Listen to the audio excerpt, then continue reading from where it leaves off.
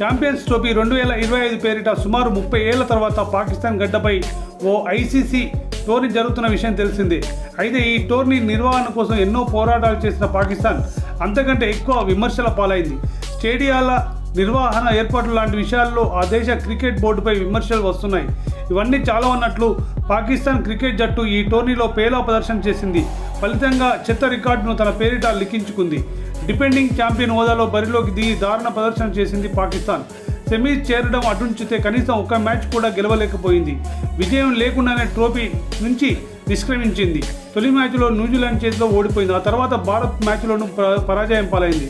ఇక లీగ్ చివరి మ్యాచ్లో ఆ జట్టు బంగ్లాదేశ్ తలపడి ఉంది. కానీ వర్షం కారణంగా ఆ మ్యాచ్ తుడిచిపెట్టుకుపోయింది. దీంతో పాక్ ఒక్క విజయం కూడా సాధించలేదు. పాకిస్తాన్ చివరగా 1996 వన్డే ప్రపంచ కప్కు ఆతిథ్యం ఇచ్చింది. గత 23 ఏళ్లలో ఒక ఐసీసీ ఛాంపియన్ ట్రోఫీకి ఆతిథ్యం ఇస్తూ కనీసం ఒక్క మ్యాచ్లో కూడా విజయం సాధించకుండా నిష్క్రమించిన తొలి జట్టుగా పాకిస్తాన్ చెత్త రికార్డును నెలకొల్పింది. ఐసీసీ నాకౌట్ ఈవెంట్గా మొదలైన ఛాంపియన్స్ ట్రోఫీ తొలి టోర్నీ 1998లో బంగ్లాదేశ్లో జరిగింది. అయితే అప్పుడు ఆ జట్టు టోర్నీలోనే ఆడలేదు.